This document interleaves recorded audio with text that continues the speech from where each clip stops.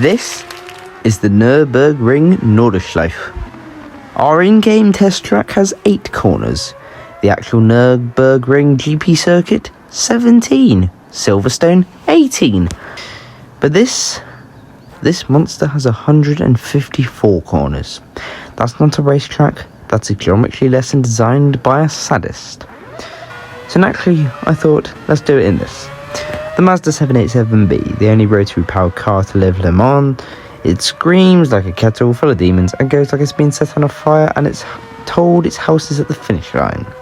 No traction control, no ABS, just 700 horsepower, no turbo lag, and the tyres act like they've just seen a puddle of oil and panicked. Turn 1, pretty straightforward, nothing terrifying yet, but then it gets spicy. Early on, there's a section called, and I'll call it, Wiggle City. Fast, bumpy, full of confidence drops. Get it wrong here and your lap ends with a majestic flight to the nearest barrier. Then there's the jumpy bit. Doesn't matter what it's called, what matters is that you leave the ground briefly, but meaningfully. And next comes the bit where everything goes light and you rethink life choices. Brakes don't work when the car's airborne, fun fact. Eventually, you'll arrive at the big concrete bowl. It looks cool in photos, but inside, your spine tries to escape out the boot. Feels like someone took a roundabout, made it vertical, and filled it with regret. The second half of the lap is just relentless. It's fast, narrow, and full of paces, names I can't pronounce, but absolutely can crash in. And then finally, the straight. A glorious runway of redemption. The engine screams, the trees blur, and you have just enough time to consider your will and your last words. 200 miles an hour, I'm officially going faster than my thoughts. And it's across the line. I take a breath, I'm alive, the car is alive, and the track, well, is still very much trying to kill me. The Mazda 787B is a maniac. It's beautiful, terrifying, and louder than a marching band falling down the stairs. Would I do it again? Absolutely not. Okay, one more go. Right, Andy, it's time for all the news, and as you can probably tell, it's just me today. Dexter and Rowan have both lost their voices, one from shouting at a dodgy kebab shop, the other trying to sing like Taylor Swift at max volume on the motorway. So here I am, carrying this segment like Fernando Alonso carries Aston Martin. Let's begin in Formula 1, where it turns out someone other than Max Verstappen still exists. Lando Norris is now leading the championship by 1 point. Mind you, after a series of races, Max did not simply vanish into the distance like usual. McLaren say they're thrilled. Red Bull say it's a glitch, and Ferrari are, well, still Ferrari. Enthusiastic, stylish, but allergic to winning. Meanwhile, Mercedes have promised big upgrades, which if their history holds, which means a new shade of paint and a slightly different cup holder. Now, World Endurance Championship news, and Ferrari are back on the home turf at Imola after a clean sweep in Qatar. They're hoping for another win, and let's be honest, they're also hoping Toyota's hybrid system doesn't wake up halfway through the race and obliterate the field. Elsewhere in Le Mans, Yannick Darras, 4-time winner and human French flag, has been named Grand Marshal for this year's race, which means he gets to wave a flag, smile politely, and pretend not to judge the 17 cars that will break down before the halfway mark.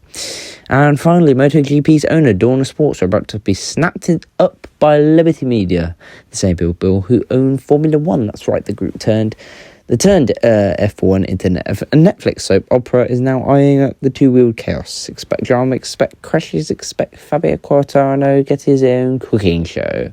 Anyway, that's the news. None of it helpful, all of it fast.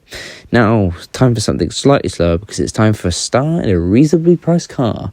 This guest week is a national treasure, international mystery, and someone who once reversed a bollard outside of Costa. They've been given the keys to a perfectly average hatchback, and we're going to find out 2 things. Can they drive? Will they blame the car when they can't? Let's go meet them. And here he is, James, today, star in our reasonably priced car. Now, James claims he's not bad behind the wheel, as you can see here. Bit of a weird start, which is exactly what people say just before they reverse into a tree. So, a little bit of a wheel spin, but we are going okay. First corner now, a little bit too much speed. Turn like a late for a dentist appointment. The car doesn't so much bite the aspects, sniffs it from a distance. Now the tricky chicane chicane. A true test of balance, patience, and yes, he's clipped the curb. Good news, James, if you ever fancy rallycross, you're halfway there. Foot down now, and the car is absolutely doing its best. 0 to 60 in eventually. The engine's making a noise like a hoover trying to suck up a brick. Ooh, going okay here. Not too bad, not too bad. A little bit of wheel spin. And a bit of tyre screeching. Ooh, taking this corner quite tightly there. Oh, and we're off the verge. Not too shabby though. Still managed to keep it up. Again on the verge.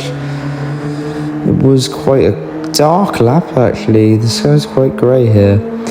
Coming up on the final kind of stretch. Looking fine, looking fine. Coming around on one of the final corners. Not too bad, not too bad. Oh no, he's gone far too deep. That was less concerning technique and more of a guess and hope. But look at that correction, he's recovered it. Almost looks intentional. Going across the line shortly. And it is across the line.